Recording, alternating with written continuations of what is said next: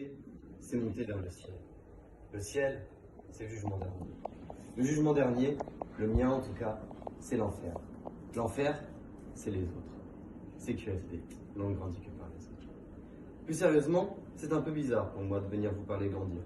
C'est vrai après tout. Quand pourrais-je vous parler de grandeur du haut de mon mètre 71?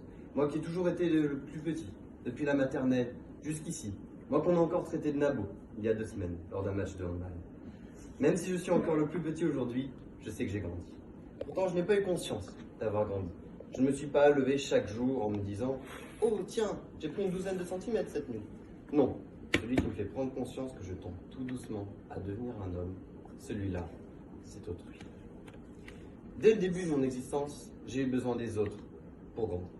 Oui, je n'étais qu'un petit spermatozoïde, éjaculé tout droit du pénis de mon père et qui a eu besoin, bien sûr, de l'ovule de ma mère pour faire de moi l'homme parfait que je suis devenu aujourd'hui.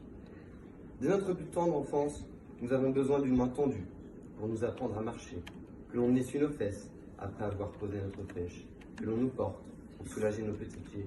Bref, sans personne pour nous aider dans les premiers moments de notre vie, on ne peut grandir. L'étape primordiale pour matérialiser l'avancement de la vie, c'est l'apprentissage de la parole.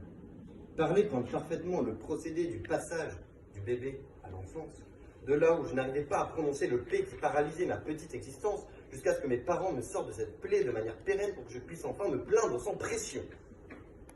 Nous n'apprenons rien seuls, sans les autres. Il nous faut juste côtoyer autrui, qu'ils soient nos propres parents ou pas.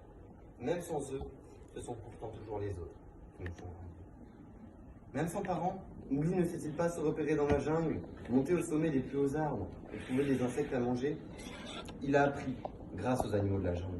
Et mes parents sont un peu mes balous et mes bagueras.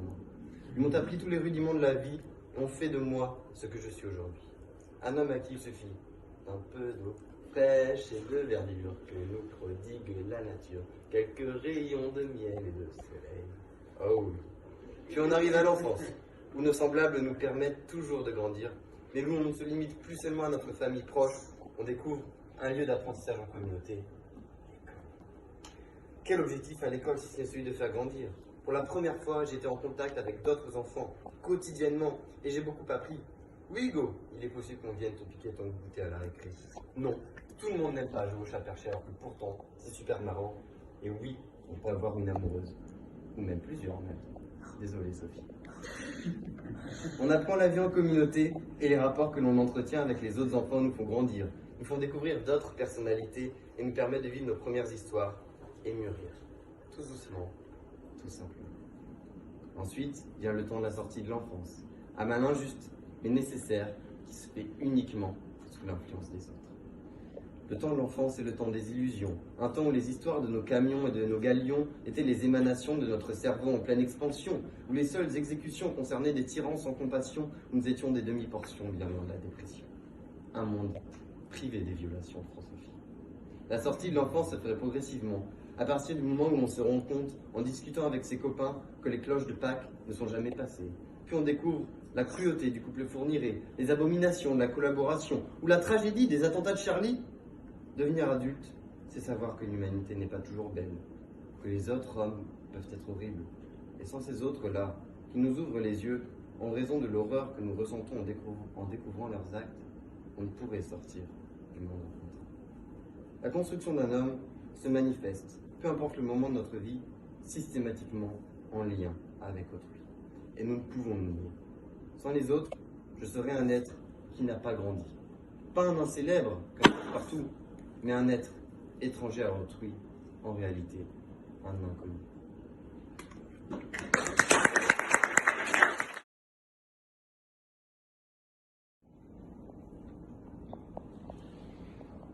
Mais quel enfer cette Anne-Charlotte! Avec ses bonnes manières et ses enfants extraordinaires. Je ferai bouffer son brushing à cette poufiasse. Tu l'as vu? Avec ses grands airs. Victoire et Apollinaire disent déjà. Ils ont 2 ans.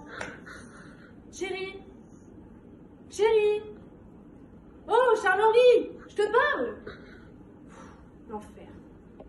L'enfer, cette parfaite Anne-Charlotte. L'enfer. On a tous connu ça, non? Ce sentiment horrible d'incapacité.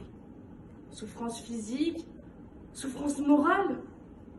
L'enfer, on veut vite y échapper. Ne plus le supporter, c'est notre destinée. Une excuse, une fuite ou encore une ruse, on ne veut plus être sa muse. Nous, hostiles à l'enfer, mais l'enfer hostile à la perfection. La perfection, cet état que l'on veut tous atteindre, cette quête qui nous guide du matin au soir, que l'on serait prêt à donner corps à tout ce qu'il y a de plus dérisoire. La perfection, tout le monde en rêve, mais personne ne la veut vraiment pour tous. Tout le monde veut être parfait, mais personne ne veut que le monde soit parfait. Le monde veut s'accaparer la perfection, la rendre soi, qu'elle devienne sienne, se l'arroger, afin que personne d'autre ne puisse la posséder. Cette quête de perfection, animée par ce besoin d'émerveiller nos proches, de ne pas être rejeté, repoussé, car ces mots restent les maîtres de nos tourments. Vous savez, ce besoin de cette appartenance à un cadre que l'on retrouve dans la pyramide de Maslow. Afin d'être des êtres accomplis, nous devons d'avoir des relations sociales, amoureuses, amicales. Dans le dessein d'une certaine revalorisation de soi, jusqu'à en devenir des êtres accomplis. Alors quoi de mieux qu'être parfaite? Pas de défauts, seulement des exactitudes et une plénitude absolue. Parfaite, oui, mais parfaite seule, parce que l'enfer, c'est les autres. Si les autres sont parfaits, il n'y a plus ce sentiment de supériorité. Le référentiel est seulement plus élevé. Il est donc juste plus facile d'être dans l'infériorité. Être parfaite, c'est bien, mais tous être parfait, c'est l'enfer. Être parfait, c'est bien. Si l'on se tient à la définition de Platon, absolu synonyme de perfection, plénitude, uniformité et dissimilitude seraient les clés pour atteindre ce psychique. Toute différence serait alors abomination. Tout relief serait alors incommodité. Réplique et analogie seraient, eux, prémices. Ou devrais-je dire rudiment de cet accomplissement. Mais se réduire à un monde sans différence ne serait pas se réduire à un monde sans essence. Un monde incongru, se soumettant à un conformisme, acceptant une oppression de soi, des autres, à en devenir les maîtres de notre asservissement. Tous des clones, tous le même génome. Finalement, au fil du temps, tenter de polir toutes les différences qui faisaient notre essence. Nous apprenons, nous nous enrichissons grâce aux autres, nos pères, nos amis, en écoutant, en discutant de leurs expériences, leurs compétences, et tout ça grâce à nos différences. Une chose est belle par son changement. Notre monde est beau grâce à sa diversité, grâce à ses particularités. Les yeux verrons ont tendance à faire craquer, l'emblème qu'est la tarte tatin est né d'une renversée. Ce serait ennuyant, exaspérant, un monde monotone, sans friponne, plus rien à perfectionner, plus aucun objectif à se donner, on ne pourrait même plus progresser, tout serait parfait. Il n'y aurait plus ces éclats de rire cachés dans un avant-bras lorsqu'une personne trébuche à plat. Notre cosmos serait si soporifique qu'il en deviendrait abiotique. Alors, de la perfection, faisons table rase. Identiques, nous ne sommes rien. Différents soyons tous.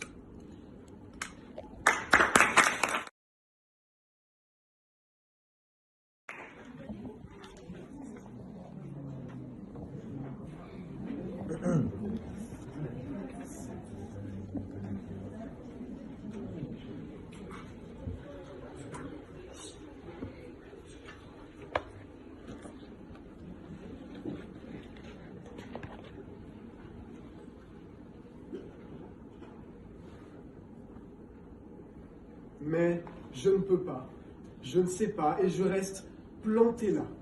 La croyance ne fait pas les savants, mais quelques savants font la croyance. Comment est-ce possible? C'est très simple. Le savant croit. En effet, il est nécessaire que le savant croit. Fermez les yeux et imaginez-vous. Imaginez-vous. Vous avez vécu 1, 2, maintenant bientôt 10 années de travail acharné depuis que vous avez découvert ce que vous vouliez faire. Vous avez écouté chaque cours d'une oreille plus ou moins attentive. Vous avez vu des profs défiler et défiler, se remplacer pour approfondir ce que les précédents venaient de dire. Et vous y êtes enfin, là, droit devant vous. Vous croyez en ces choses et c'est maintenant à votre tour d'approfondir ce que vous avez appris. Et qu'importe que vous puissiez avoir tort, ne pas être en accord avec un autre que vous, ou réalisiez qu'une des bases de vos thèses, apprises dans un de ces cours, est en réalité fausse. Ce n'est pas grave. Il faut que vous continuiez à croire en le reste de vos savoirs. Car croire en ces connaissances, c'est ce qui permet aux savants de poursuivre la recherche de nouvelles vérités et de découvrir de nouvelles choses. Douter, c'est gagner, oui, mais tout remettre en cause après une erreur, c'est perdre. Douter, c'est gagner, oui. Car qui ne peut douter?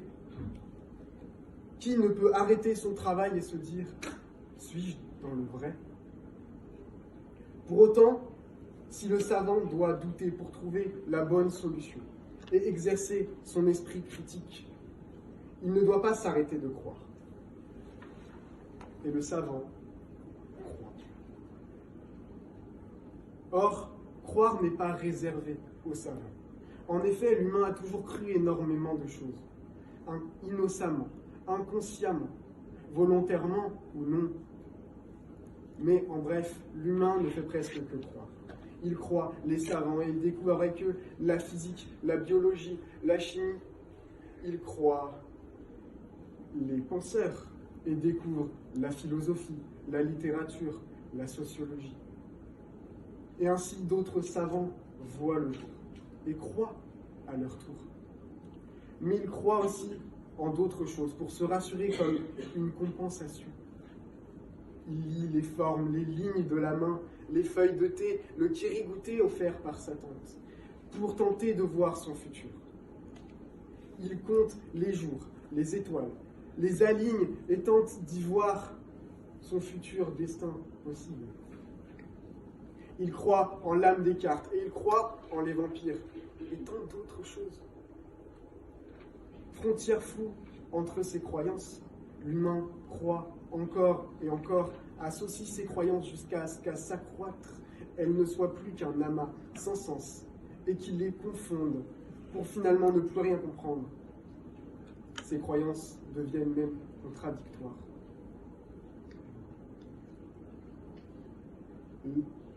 Comme dans Touche pas à mon poste, un grand nombre d'informations réunies au même endroit, où les croyances se mêlent et se perdent, dénaturant tout sens de cette même information et des connaissances pour n'être plus qu'un tas de choses. Là est la distinction entre un humain et un savant. Le savant croit avec sa raison et par essence même, mais l'autre ne croit qu'avec ses raisons. La raison du savant est le plus important dans sa croyance. En effet, c'est elle qui le guide. Le savant se doit d'être constructif et de se baser sur ses acquis. Ces acquis peuvent être faux, certes, mais ils se sont basés sur d'autres qui se sont eux-mêmes basés sur un jugement rationnel d'une situation. Il ne faut pas chercher midi à 14h, parce que pour découvrir de nouvelles choses, il faut fonctionner avec logique et analyse du réel. Qu'est-ce que je vois? Qu'est-ce que je sens? Qu'est-ce que je ressens? Qu'est-ce que j'entends? Mon cerveau me dit que tout cela est réel. Et si les autres sont d'accord, c'est que tout doit aller dans le bon sens. Voilà, c'est ça, profitons de notre raison. Pourquoi cette pomme tombe de cette manière? Parce que la gravité le régit, tous les éléments s'assemblent, un par un, et pas à pas on trouve les réponses à nos questions. Au fond de nous tous se cache un savant, et nous pouvons tous en devenir un. Mais n'oublions pas, des chercheurs qui cherchent, on en trouve, mais des chercheurs qui trouvent, on en cherche.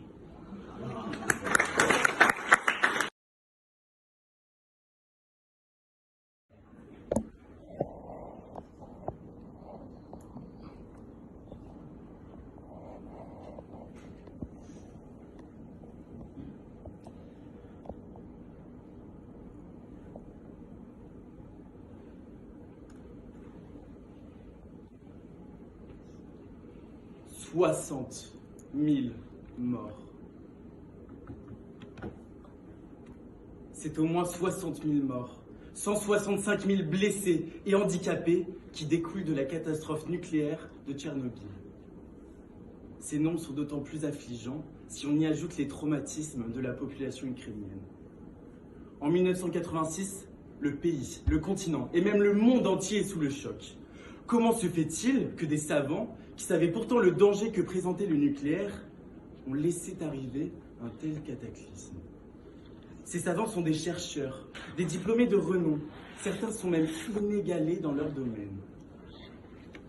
Encore aujourd'hui, les hypothèses pour confirmer les facteurs qui ont intensifié cette explosion sont nombreuses, mais ne peuvent être démontrées.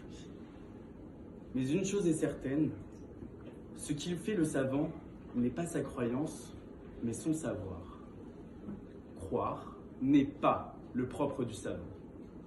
Igor Kazachkov, le chef d'équipe de jour chargé de la réalisation des tests, affirme quelques mois plus tard que lui et son équipe n'auraient jamais cru qu'une catastrophe nucléaire était plausible. Et c'est pourquoi ils firent l'erreur fatidique de ne pas retarder les tests. Possédant un savoir remarquable, ce savant excellait dans ses compétences en appliquant sa science. Il ne pouvait alors se tromper. Mais c'est quand il reposa uniquement sur sa croyance qu'il se trompa et n'eut plus aucun trait d'un savant, en rejetant son savoir. Il serait tentant d'affirmer le contraire, que le savant a besoin de croire pour ensuite acquérir son savoir. Mais nous aussi, nous croyons. Mais est-on considérés comme des savants? La croyance n'a du savoir seulement l'apparence. Un savoir peut se démontrer. Une croyance est limitée à sa seule prétention. Nous pouvons toutes et tous écrire, énumérer, clamer des hypothèses comme vraies, mais si nous ne sommes pas des savants, nous ne pouvons prouver leur véracité. Croire n'est vraiment pas le propre du savant. Croire rend même sale le savant. Car le savant qui croit fait croire ses inepties aux autres. Et quand les autres apprennent la vérité, c'est ce sentiment de trahison, de honte, d'humiliation profonde et ineffable que nous connaissons tous qui les traverse. Cela fait partie de ces choses qui soumet l'humain à l'évaluation têtue des autres. Cette évaluation ne représentant plus qu'une validation par les autres.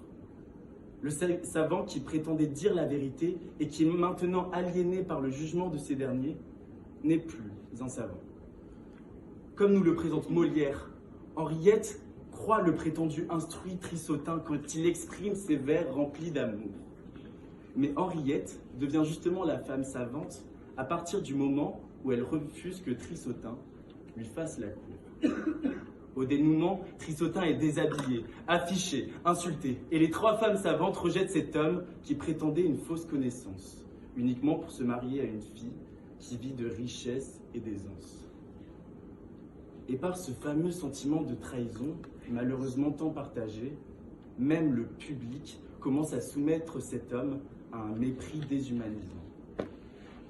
L'ancien savant est alors différencié du statut difficilement érigé du savant, mais deviendra même différencié des non-savants. Il entendra à partir de ce moment-là, pendant chacune de ces satiriques révérences, « Nous ne t'accordons plus aucune confiance ». Croire salit l'humain quand il revendique détenir la vérité, mais encore plus quand il est savant. Être savant est alors un risque. Et je le prends ici en me réclamant savant sur la question. J'ai prétendu démontrer que de croire pour un savant, ça sonnait comme un hic. Je serais alors humilié si je ne suis pas pris. N'est-ce pas, jury?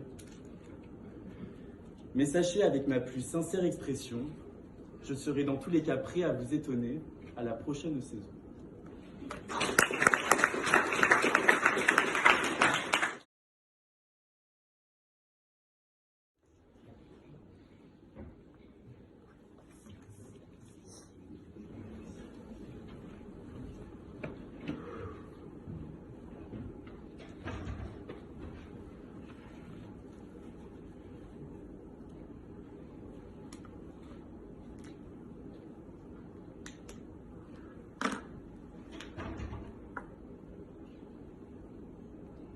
Les cons, ça ose tout, c'est même à ça qu'on les reconnaît. En essayant de l'être le moins possible, ce soir, j'oserais faire un discours grand, de par sa portée, sa symbolique, sa puissance, j'oserais faire un discours sage. Oser, c'est entreprendre avec audace. L'audace, c'est selon la légende cet élève qui aurait eu 20 au bac de philo en répondant les simples mots « c'est ça » au sujet « qu'est-ce que l'audace ?» Mais est-il sage d'oser rendre copie blanche au bac? Si vous avez envie de rester un petit peu plus au lycée, c'est la bonne technique. L'audace, oui, mais l'audace raisonnée. Tous ces jeunes entrepreneurs qui, sur un fond d'audace, c'est vrai, se prennent pour Steve Jobs, des cheveux en moins, des lunettes en plus, en train de présenter l'iPhone 3GS, avant de se rendre compte qu'une boîte révolutionnaire en pressoir à pommes ne t'amène pas nécessairement à être coté au 440. Ils ont osé, c'est vrai, mais il leur manquait un petit supplément d'âme, il leur manquait un léger recul sur soi, un soupçon de raison et de sérénité. Et sage, celui qui est réfléchi et modéré. Et sage, celui qui a les pieds sur terre. Et sage, celui qui a des projets réalisables. La recherche de la sagesse, c'est la recherche de la sublimation de l'être. Oser avec sagesse, c'est peser le pour et le contre. C'est discerner les choses qui sont bonnes à l'âme et celles qui ne le sont pas. Oser avec sagesse, c'est apprendre à connaître un terrain hostile pour s'y sentir en sécurité. C'est se sentir comme chez soi, là où on ne connaît personne. Vous entendrez dire que c'est bon de se jeter dans le vide, d'oser comme si rien ne pouvait échouer. D'oser sans réfléchir. Mais ce qui est réellement désirable dans le fait d'oser, c'est de savoir que l'on va retomber sur ses pieds. C'est se sentir. Oui. C'est d'avoir été suffisamment sage pour ne pas tenter une aventure sans issue. Quand on ose devenir président des États-Unis, car pourquoi pas moi après tout, il faudrait peut-être avoir la sagesse de se rendre compte que quand on a la cuisse d'une mitre et les cheveux et des cheveux semblables à la perruque de ma grand-mère, il vaut mieux s'abstenir. Yes, we can. Ah non, pardon, c'est pas le bon président.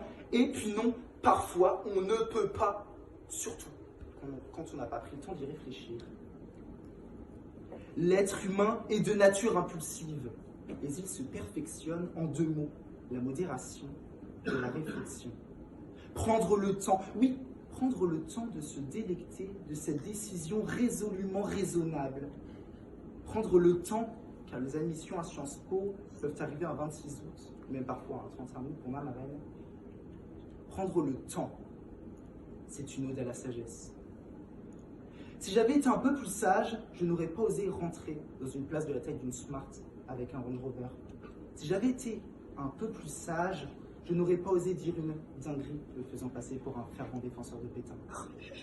Si j'avais été un peu plus sage, j'aurais osé dire « je t'aime maman » en dehors de cet amphithéâtre. La sagesse est un réverbère qui illumine nos pas.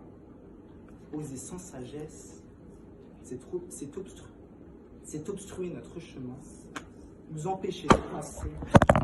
Oser sans sagesse n'est qu'obscurité. Ainsi, il faut que je prenne mon temps, que j'ose avec sagesse, bref, que je sois grandiose.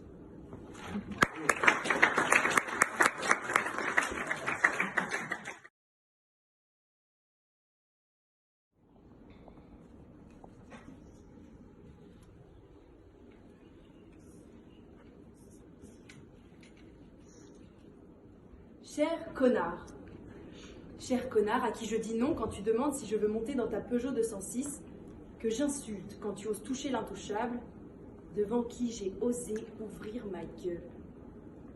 Cher connard, qui me réduit à un corps quand je lui offre ma pensée, qui aime se prendre pour un colibri qui siffle sur mon chemin, à qui j'ose dire ta gueule mais très vite, on me dit chut, tu pourrais te faire taper. Cher connard, qui te joue de nous, qui ne comprend pas un elle a dit non. Mais pas seulement toi, vous qui vous jouez de nous, qui pensez contrôler ce monde, que vous détruisez quand une seule chose importe, votre tout petit nombril. C'est bon, je me suis lâchée, c'était peut-être un peu trop osé que d'énoncer ces 2-3 petites vérités. J'en ai profité pour me défouler, même si une séance chez le psy aurait été un peu plus adaptée. Mais voilà, j'avoue avoir laissé parler mon cœur au lieu de ma raison. Si je m'étais présentée plus sage, je n'aurais pas choisi cette mise en bouche ni ce concours d'éloquence un peu louche.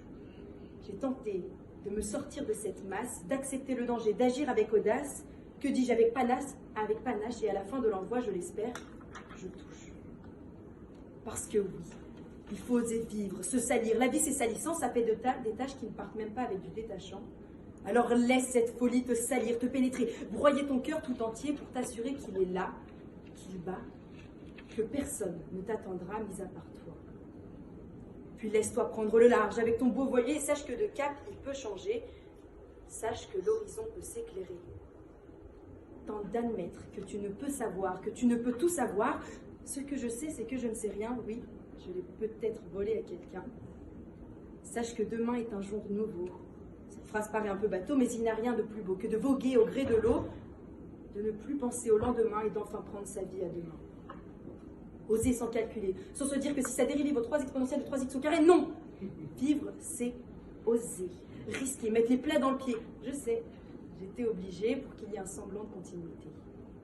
Et non, tu ne veux pas arriver sur le perron de son entrée et te demander s'il y a une vie avant la mort, si de ton empreinte tu les as assez marquées, si tu n'as pas agi à tort. Saisis-toi d'une folie qui te dépasse, laisse ta folie te pousser, ferme les yeux et laisse-toi aller dans ces escalators, où tu ne prends même plus le temps de serrer à droite pour qu'à gauche les plus rapides puissent doubler. Arrête de les prendre sagement, prends-les à l'envers, déballe-les en courant, même si à la fin tu te pètes la gueule et tu te casses le tibia. Arrête et ne te satisfais pas d'un jet de la chance, mais d'un jet de la chance. Provoque-la cette chance qui n'attend que toi, cette chance qui se prend comme un tire-fesse, tu la prends, tu la mets entre tes jambes et hop, on y va. Marque tes journées, de l'empreinte de tes pas, de tes goûts, de tes choix, et sors des rangs. Chante une tonalité au-dessus ou en dessous, danse un contretemps, change de gamme, coin gauche, quand tout le monde va à droite, ne suis pas les temps de la valse, n'est-ce pas, Manuel? Chamboule tout, comme un éléphant dans un magasin de porcelaine, et la sagesse au placard, tu pourras tout réparer plus tard. Et on te traitera de fou, oui, comme le monde est méchant. On te condamnera sûrement pour avoir un troisième œil, afin de regarder les étoiles autrement. Mais je préfère sortir des sentiers battus plutôt que de marcher les rabattus sur le sentier. Mais tout de même, qu'ils étaient fous, ces révolutionnaires, avec leurs cheveux ébouriffés et leurs petites moustaches, ceux qui ont pensé que le temps allait plus long en bas de la montagne qu'en son sommet. Tous ces héros, ces génies, ces fous que vous pensez aujourd'hui sages, les hérétiques, les marginaux. Ils ont osé. Et en osant l'improbable, le déraisonnable, l'insurmontable, ils ont gagné. En sortant des rails, ils ne se sont pas fait écraser. Et vous, auriez-vous osé suivre le tocsin de la raison qui s'est fait entendre dans tout l'univers si sagesse était votre guide? Auriez-vous osé, vous, femmes, reconnaître vos droits? Auriez-vous osé suivre la folie d'un homme qui affirmait sur tous les toits qu'il avait un rêve? Non. Alors j'aurais pu finir ce discours de manière grandiose, avec un simple grandiose, mais je pense finir sur un dicton plutôt célèbre qui dit, je cite, « On est des fous, et on s'en fout de ce que les cons et les jaloux pensent de nous. »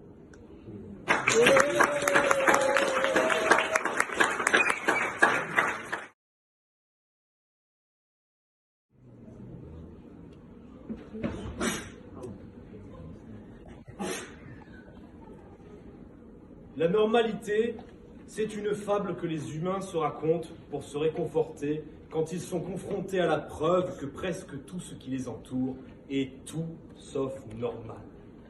Ces mots de l'historienne Deborah Harkness défendent une thèse intéressante. La normalité, ça n'existe pas. Tous ces critères, toutes ces injonctions à être normal, comme tout le monde, tout cela ne serait que non-sens, ineptie, tromperie.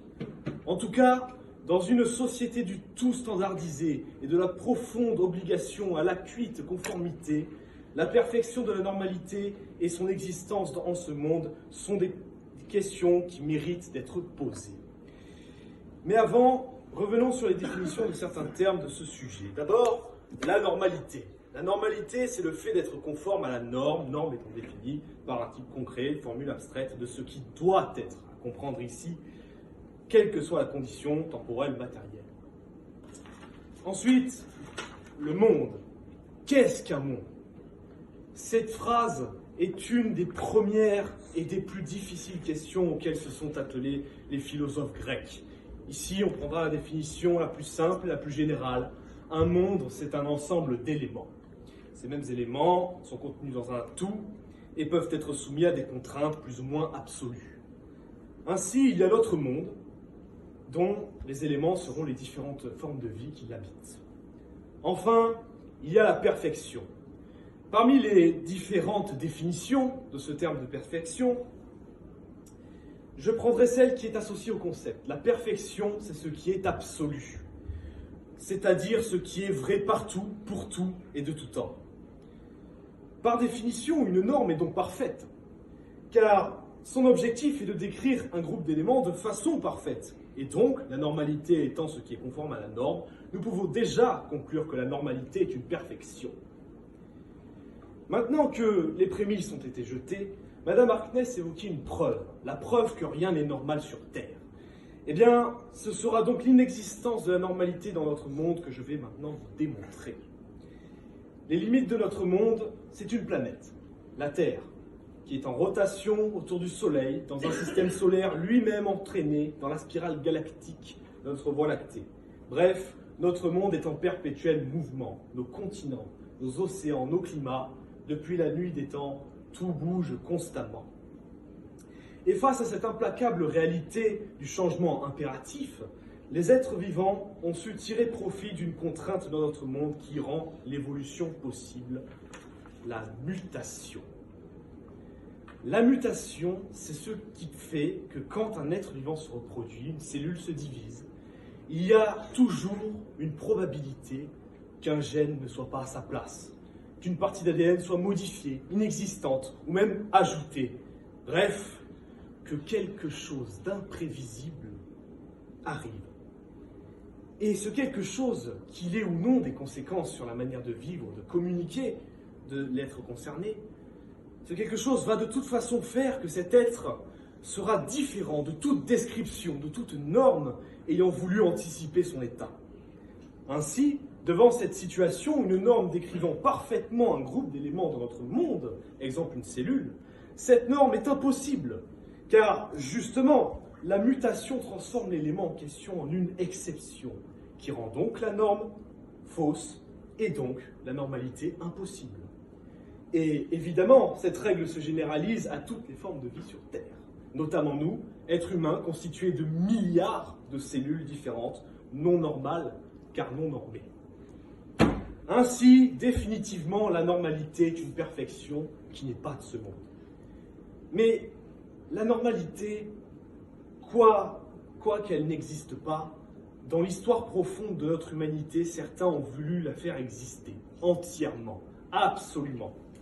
Ce sont les différents régimes totalitaires. En effet, parmi les différentes volontés de ces différents régimes, l'une d'entre elles ressort particulièrement bien, l'idée de créer, de faire émerger un homme nouveau. Eh bien, cet homme nouveau, en réalité, c'est l'homme normal, c'est l'homme normalisé, c'est l'homme qui est intégralement défini physiquement, comportementalement, intellectuellement, par les paramètres de la normalité. Cette normalité serait-elle entièrement définie par l'État, donc par le parti unique, donc par le chef suprême, le guide de la nation, devenant ainsi la divinité de ce monde halluciné, dont la normalité, absolue comme un théorème, serait l'universelle perfection. L'histoire nous permettant aujourd'hui de constater les résultats de cet aveuglement. Ainsi, et je finirai par là, effectivement, l'existence de cette normalité, à la fois perfection et perversion, dans notre monde est ni possible, ni même souhaitable. Merci.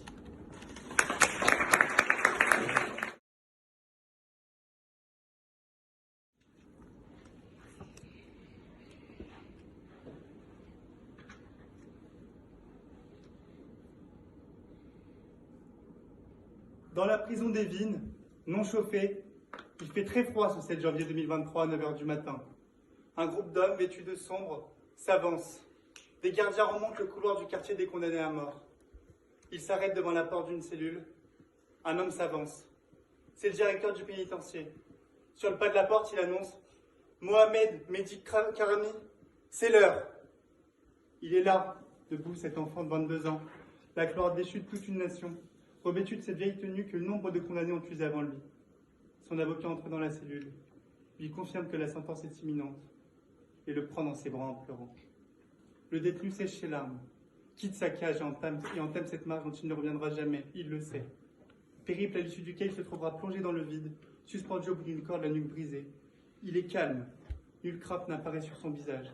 Périr sans crainte et sans remords, pour que les générations qui viendront après puissent jouir pleinement des délices de l'existence humaine, disparaître afin que ces dernières aient droit à une vie digne et libre. Voilà le destin d'un dissident. S'avancer jusqu'au peloton d'exécution, sans dire mot, consentir à son tragique destin, et tomber fièrement, en espérant que la Providence et l'histoire lui donnent raison.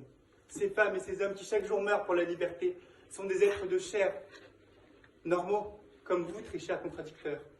À la lecture des dernières lettres d'Henri Frétet et de Guy Moquet à leur famille, je pleure et tremble d'admiration. Ces deux résistants exécutés alors qu'ils n'étaient encore que des enfants ont affronté la mort sans cris et sans larmes apparentes, parce que l'intérêt supérieur du peuple français le leur commandait.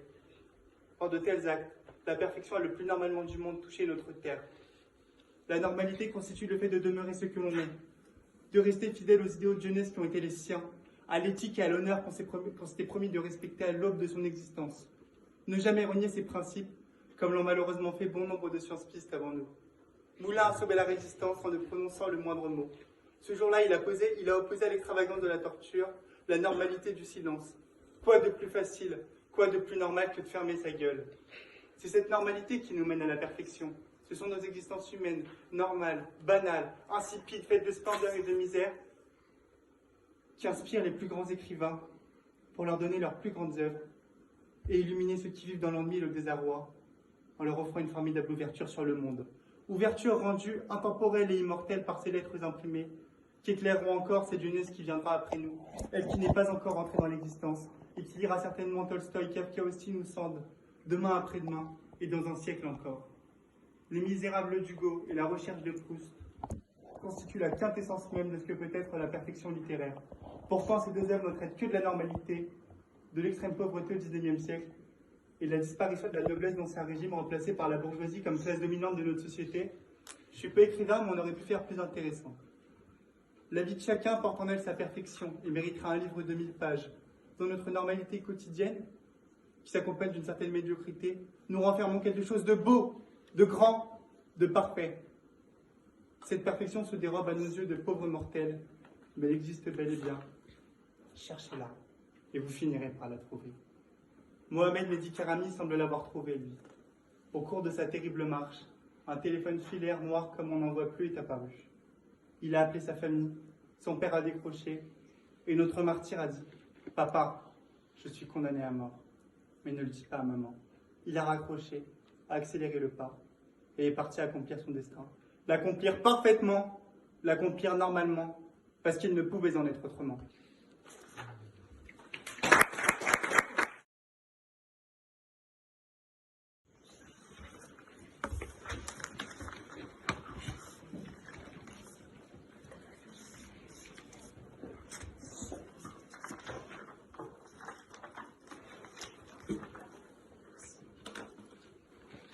Courage est fort, lâcheté est faible. Mais en réalité, courage est mort, sans lâcheté il cède. Êtes-vous lâche? Suis-je lâche? Sommes-nous lâches? Quoi qu'il en soit, l'opinion pardonne facilement tous les vices, sauf la lâcheté. La lâcheté, un défaut, une faille, un péché que tout le monde voudrait éviter. Tous nous rêvons d'être courageux. Tous, nous nous réclamons de cette vertu de courage. Tous, nous l'opposons à la lâcheté. Mais souvent, le vrai courage, c'est oser être lâche aux yeux des autres. Lâcheté ou manque de courage face au danger. Courage ou force devant le danger. Mais parfois, le vrai courage est celui de la lâcheté. Celle qui est consciente et pleinement assumée. Celle qui nous pousse à assumer qu'on ne sait pas, qu'on a peur du danger. À l'inverse, ceux qui se font passer pour des courageux sont en fait des ignorants, qui ne doutent pas d'une chose, de leur bêtise. Les activistes sonnent l'alarme pendant que les climato-sceptiques les traitent d'hystériques. Il faut parfois oser s'assumer pleinement, quitte à passer pour un lâche aux yeux de la masse. Dans Don't Look Up, les scientifiques sont vus comme des lâches, des fous, des malades imaginaires. Ils auraient inventé une peur, celle de voir un astéroïde détruire la Terre. Mais quand il est trop tard, quand l'humanité vit ses derniers instants, respire son dernier souffle, on se rend compte qu'ils étaient en fait des héros, ayant eu le courage d'avertir les hommes de leur prochaine destruction. Et ce, malgré l'ambition et la cupidité des gouvernements qui les ont fait passer pour des traîtres, des lâches, pendant qu'eux se faisaient passer pour des courageux. Ici, les vrais courageux étaient des lâches, aux yeux de tout le monde. Ici et ailleurs, le vrai courage se trouve parfois dans la lâcheté. Oui, la lâcheté. Pas celle qui pousse à trahir, à abandonner, mais celle qui pousse à ne pas se conformer au regard des autres, à suivre sa propre vision du courage, celui qui nous paraît le plus juste. Il y a plus de courage à être lâche aux yeux des autres et être en accord avec ses propres valeurs qu'à renier sa morale, ce qui nous semble être le plus juste pour paraître courageux aux yeux des autres. Il vaut mieux paraître lâche et en être conscient que paraître courageux et être lâche intérieurement. C'est là le vrai courage. Être vaut mieux que paraître. Le vrai courage, c'est aussi de savoir lâcher. Un lâche a le courage de lâcher prise quand un idiot persévère et se détruit en se pensant courageux. Il sait accepter qu'on ne peut pas tout faire, tout assumer. Qu'on ne peut pas crouler sous trop de responsabilités. Le vrai courage, c'est aussi de savoir prendre du temps pour soi et de savoir dire non, je ne peux pas. C'est de savoir renoncer au bon moment, comme Jacinda Ardern, le 19 janvier 2023, qui a préféré renoncer à son poste de première ministre néo-zélandaise plutôt que de continuer à se tuer à la tâche. On pourrait dire que c'est là une preuve de faiblesse, que c'est un échec, un refus de persévérance. Mais au contraire, c'est là le vrai courage. Celui du refus, du ras-le-bol, du trop-plein. Le courage où l'on assume et l'on dit haut et fort que stop, stop, on en a marre, on ne veut plus continuer. On préfère lâcher, abandonner, tout arrêter pour mieux se retrouver. Tous nos actes, tous nos faits, tous nos choix sont jugés. Il faut donc les maintenir jusqu'au bout. Même en assumant nos choix, il y aura toujours quelqu'un pour nous traiter de lâches. Eh bien, il faut l'accepter, plutôt que céder afin de paraître courageux, mais seulement aux yeux des autres. Nous sommes tous lâches aux yeux de quelqu'un, nous sommes tous forts aux yeux de d'autres. Mais il ne faut jamais renier ses objectifs ou ses idéaux de justice. Il vaut mieux passer pour un lâche et refuser une injustice, un danger, un excès, que passer pour une personne courageuse en reniant nos principes, dans le seul but de paraître héroïque aux yeux de centaines de personnes qui ne le sont pas. Il ne faut pas avoir peur de passer pour un lâche. Il ne faut pas avoir peur de la lâcheté. Pour être pleinement courageux, il faut accepter sa lâcheté. Comme n'importe quel défaut qui est en chacun de nous, il faut mieux l'assumer que la refouler. Le vrai courage, ce n'est pas quand on a peur de rien, mais quand on arrive à dépasser ses peurs. Le vrai courage, c'est de ne pas avoir peur de passer pour un lâche aux yeux des autres. Il y a plus de courage dans la lâcheté réfléchie et assumée d'une seule personne que dans la courageuse et fière bêtise d'une centaine d'autres. Assumons la lâcheté qui est en chacun de nous. Je me dois de l'assumer, vous vous devez de l'assumer, nous nous devons de l'assumer, car c'est là que se trouve le vrai courage.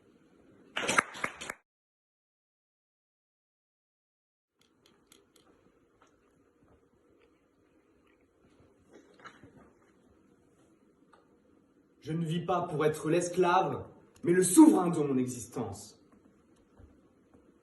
Il se déroule ici une prestation inquiétante, celle du renoncement de l'homme face aux contrariétés, face aux complexités, face aux difficultés que nous subissons. Il faudrait, pour être courageux, être lâche. Au final, nous ne faisons qu'une chose, baisser la tête, bafouer notre conscience, trahir notre cœur. Comment peut-on associer le courage et la lâcheté quand le premier se construit en totale opposition avec le dernier? J'en appelle donc à la nuance de votre conscience.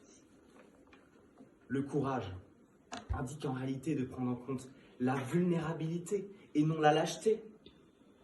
Accepter cette vulnérabilité, c'est accueillir l'incertitude, le risque, l'exposition émotionnelle. Être lâche, c'est oublier ces trois éléments pour retourner dans le confort d'éléments rassurants. Être courageux, c'est oser être vulnérable, exigeant alors des décisions nécessaires, douloureuses, pour notre bien-être ou celui de l'autre. Mais alors, pourquoi sommes-nous lâches? Pourquoi? Pourquoi? Car la honte. La honte du regard de l'autre qui nous paralyse et modifie notre comportement. Le vrai courage n'implique pas de gagner ou de perdre, mais d'y aller, par-delà la honte. Le vrai courage réside dans le fait d'ouvrir une armure, notre armure. Une armure qui voudrait qu'on soit infaillible face à nos émotions, qui voudrait renfermer nos sensibilités, cacher nos ambitions. Accepter d'ouvrir notre armure revient à exposer sa vulnérabilité, à nous d'abord et aux autres ensuite. Il est nécessaire de la regarder en face, si nous voulons nous aimer pleinement, à notre juste valeur, avec nos inquiétudes, nos angoisses, nos peurs, qui nous définissent entièrement, au même titre que nos attirances, nos passions, nos espoirs. Si vous n'acceptez pas votre vulnérabilité, comment pouvez-vous aimer pleinement les autres avec leur part de vulnérabilité? Attention, le courage ne saurait s'illustrer comme la prise de mauvaises décisions, comme nous le remarquons, avec l'audace ou la témérité, motivée par le désir, l'orgueil. Je ne vous demande pas d'oublier votre intelligence. Je vous demande simplement que face à une sombre perspective, vous vous réveillez de votre paralysie. Des sombres perspectives, il y en a. Des temps inquiétants et sans profil. Il faut aller plus loin, construire quelque chose qui ne s'estompe pas, telle une montagne impassible, quelque chose qui prouve le courage. Le courage? Le courage. C'est un breton avec un bonnet rouge qui crie « Le Mont-Saint-Michel à la Bretagne !» Le courage, c'est accepter la vulnérabilité de notre planète Terre malade, à 2 respirations du dernier souffle. Le courage, c'est protéger nos écosystèmes, restaurer la faune, la flore. Le courage, c'est reconnaître que nous avons construit une société patriarcale qui infériorise les femmes. Le courage, c'est éliminer ce sinistre monde qui est en faire advenir un nouveau où l'égalité femmes-hommes serait plus qu'un mot, mais un fait. De la noirceur de ce monde, faites en table rase. Bâtissez un univers nouveau, inédit, insoupçonné, magique. Faites-le ou ne le faites pas. Mais votre vie n'est pas infinie.